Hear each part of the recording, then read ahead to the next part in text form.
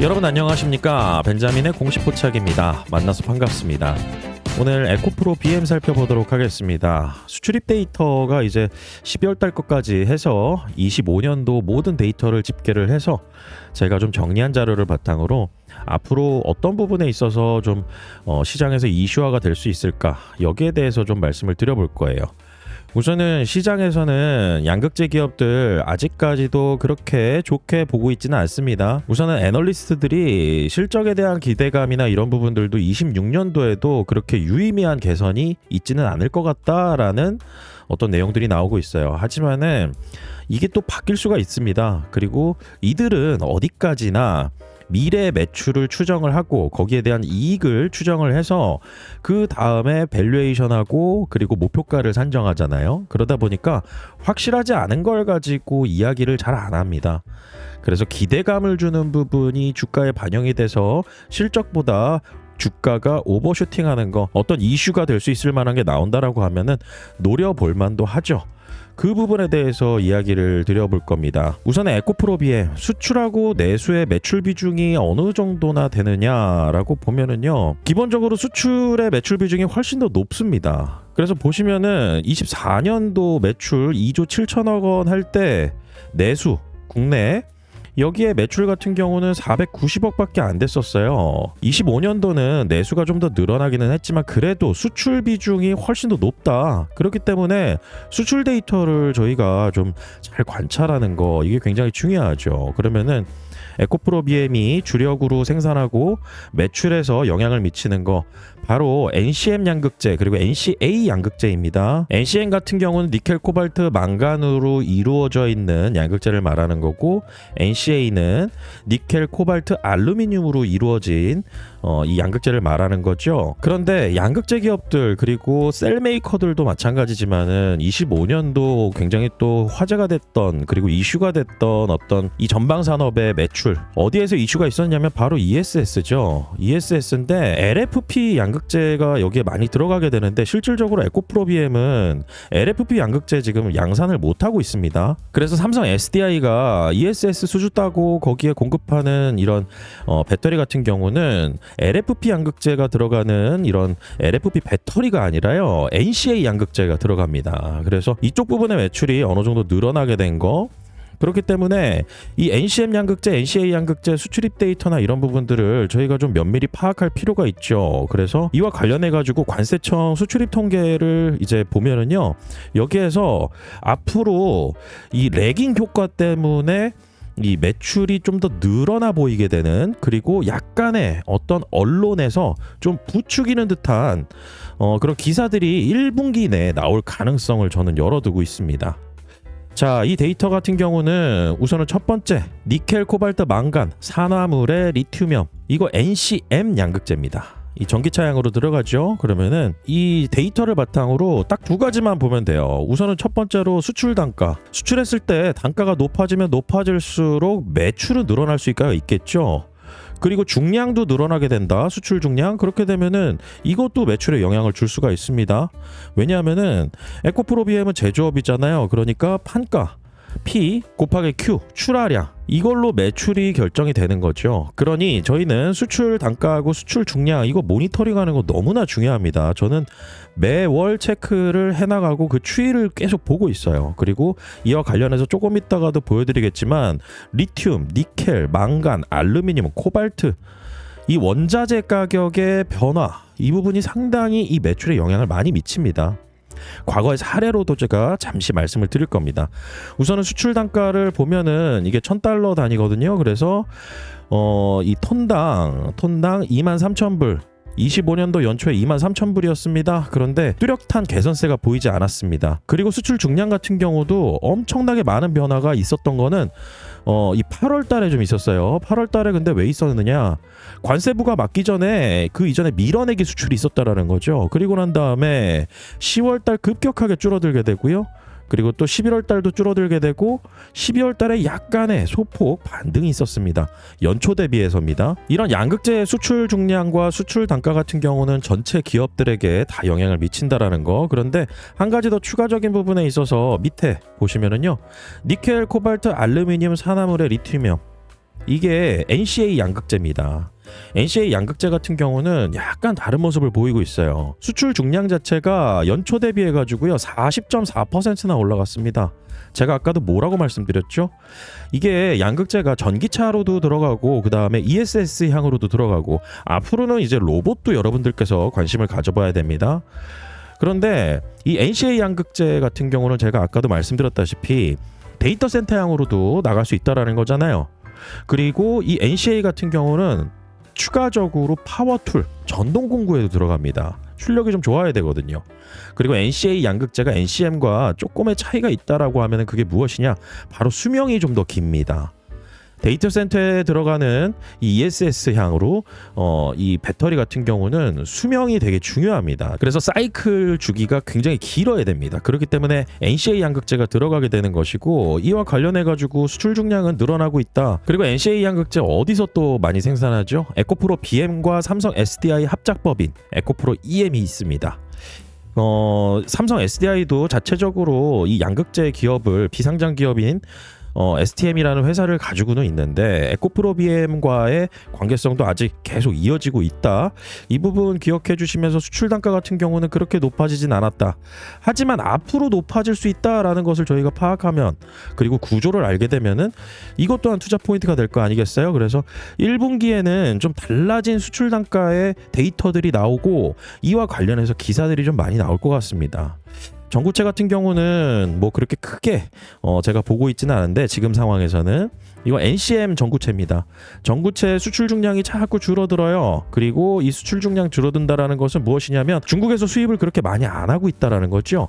국내에서 생산하고 국내에서 자체 조달하는 전구체 이런 부분들을 저희가 또 주목해 본다라고 하면 에코프로 머티 여기에 대한 실적 관련된 부분들도 NCM 전구체 그리고 다른 전구체들 수입하는 거 이 부분을 좀 봐야 됩니다. 그래서 NCM 양극재 같은 경우는 수출 단가 그렇게 크게 변화 없다. NCA 양극재도 그렇게 수출 단가 변화 없는데 NCA 양극재 같은 경우는 수출 중량 같은 경우는 연초 대비해 가지고 25년도 연초 대비해서는 꽤나 많이 늘어나고 있는 과정에 있다. 이렇게 보시면 되겠습니다. 자, 그러면은 우선은 전방 수요에 따라서의 어떤 NCA 양극재가 늘어나는 부분은 알겠지만은 수출 단가가 좋아지려고 하면은 어떤 거에 또 영향을 많이 받을까? 이 부분을 좀 저희가 파악을 해볼 필요가 있겠죠. 우선은 3원계 배터리 양극재에서 매출 원가에 영향을 많이 미치는 광물이라고 하면은 여러분들도 많이 들어보셨을 거예요. 우선은 리튬이 굉장히 많이 영향을 미치고요. 그 다음에 니켈입니다. 니켈. 두 개의 광물만 기억을 해두시면 돼요. 이 리튬 같은 경우는 여러분들께서 너무 잘 아실 겁니다. 이 가격의 움직임에 따라서 양극재 판가와 그 다음에 배터리 판가가 달라진다. 그런데 에코프로 BM이요 22년도에 최고 매출을 찍었던 적이 있었습니다. 그런데 이 리튬 가격 22년도에 어떻게 움직였나요? 21년도 말부터 해가지고 22년도까지 해서 쭉 이렇게 올라가서 70불이 넘는 가격에 형성이 되어 있었어요. 그 이전에 킬로그램당 10불도 안 되는 가격이었습니다. 이게 몇 배가 상승을 한 겁니까? 당연히 이 리튬 가격 당시에 어떤 수요 공급에 대한 불일치 이런 부분들이 코로나 이후에 급작스럽게 전기차 수요가 많이 생겨나고 그 다음에 러우 전쟁의 영향도 있었죠. 이것 때문에 니켈 가격도 엄청나게 급등을 했었고요. 그런데 이 광물 가격이 높아지게 되면은요 양극재 기업들 같은 경우는 예를 들어서 킬로그램당 5달러에 가지고 왔습니다. 그런데 이게 파는 시점에 출하하는 시점에 이게 뭐 예를 들어서 20달러가 돼요. 그러면은 나는 5달러에 가져왔는데 판매할 때 20달러에 파는 겁니다. 그러면 여기에서 15달러에 차익이 생기는 거잖아요. 그리고 여기에 또 플러스 가공에 대한 마진을 붙여서 팔게 되는 겁니다. 그래서 내가 재고를 뭐 예를 들어서 한 100톤을 쌓아놨습니다. 100톤을 쌓아놓는데 리튬 가격이 막 올라가지고요 20달러씩 이제 시세가 형성되어 있는 거예요. 그런데 저는 5달러에 가져와서 100톤을 만들어 놓은 겁니다. 그러면은 저는 이 판매할 때 이 100톤을 가지고 리튬 가격 20달러를 반영해 가지고 판매를 한다라는 거죠. 매출이 늘어날 수밖에 없겠죠. 이런 일들이 22년도에 최고 매출 찍었을 때 이때 일어났다라는 겁니다. 그런데 그 이후에 어떻게 됐어요? 리튬 가격 생산하는 곳 많아지고 리튬 수요 줄어들면서 공급은 늘어나고 수요는 그렇게 변화하지 않는데 가격은 하락하게 되는, 당시에 이슈도 많았죠. 리튬 가격 뭐 8불 간다 뭐 이런 얘기 나오고, 그 애널리스트분 굉장히 시장에서 많은 욕을 먹었었는데 실제로 그분 얘기가 맞았습니다. 하나증권 김현수 연구위원 얘기입니다. 그런데 이 리튬 가격이 어떻게 되고 있어요? 지금 제가 좀 길게 느려뜨려서 보여드리는데 25년도 하반기부터 해가지고요, 이게 반등을 하고 있습니다. 반등을 하고 있는데 이게 굉장히 커다란 큰 폭의 개선세는 아니죠. 그리고 장기적으로 보면은요, 이 리튬 가격이 너무 올라가게 되면은 양극재 기업들이나 그리고 배터리 기업들이 별로 좋아하진 않아요. 왜냐하면은 전방 고객사, 다시 말해서 최종적으로 전기차는 OEM사들이 전방 고객사잖아요. 그리고 이 가격이 상승하게 되는 것을 전가시키는 곳이 최종적으로는 소비자입니다. 전기차 가격 비싸면 누가 사나요? 원재료 가격 올라가가지고. 그래서 안정돼 있는 걸 좋아합니다. 그렇기 때문에 폐배터리 리사이클, 다시 말해서 폐배터리 재활용하는 사업을 여기에 꼭 끼워가지고 수직 계열화를 만드는 것이고요. 그런데 지금 현상만 딱 본다라고 하면은 25년도 중반 이후부터 이어진 어떤 이 리튬 가격 상승세 같은 경우는 판가, 수출 단가 반영이 될 것이다. 그런데 제가 왜 반영이 될 것이다라고 얘기했을까요? 통상적으로 이 제품을 생산하고 출하하는 데까지 리드 타임이 걸립니다. 그래서 3개월 이상 걸려요. 그러다 보니까 최근 들어서의 어떤 리튬 가격 상승이나 이런 부분들이 반영이 되는 것은 아마도 1분기 내에 어느 정도 일어날 것입니다. 그래서 올라간 리튬 가격이 또 다시 급락을 하지만 않는다라고 하면은 여기에 대해서 아마도 기사에서 이 이슈몰이 하려고요, 또 기사 엄청나게 쓸 것 같아요. 이 리튬 가격 상승으로 인해서 수출 단가 높아지고 매출액 증가가 기대가 된다라고 하는 부분들. 그런데 이거는 증권가 애널리스트들은요, 어느 정도 반영을 해서 목표가를 산정해 놨습니다. 드라마틱한 변화는 일어나지 않을 테니까 앞으로 여기에 대해서 뭔가 이슈가 된다라고 해서 여러분들께서 현혹되지 마시고요, 그 이면의 전방 산업의 개선세 이 부분을 보는 게 훨씬 더 유익하겠죠. 다만 단기적으로는 여기에 대한 이슈는 1분기 내에 어느 정도 나올 가능성이 있다. 이 부분을 꼭 기억을 해두시고요. 니켈 가격도 이와 비슷한 구조로 보시면 되겠습니다. 니켈은 더 뒤에 이 가격 급등이 좀 만들어졌었거든요. 그래서 리튬과 니켈 가격을 봤을 때 가격이 상승하는 부분은 물건이 만들어서 출하될 때까지 시간이 걸리니까 지금 최근 들어서 올라갔던 리튬 가격이나 니켈 가격 상승은 판가, 수출 단가에 1분기 정도에 반영이 될 가능성이 되게 높다. 1분기. 다만 여기에 전제 조건은 지금 가격 수준에서 급락하게 되면은 리튬 가격, 니켈 가격 하락이라고 해가지고 이걸 또 이슈몰이에서 기사화가 될 거예요. 그러니까 이 부분을 여러분들께서 수출입 데이터, 그 다음에 수출 중량, 그리고 앞으로 ESS 양으로 에코프로 BM 같은 경우는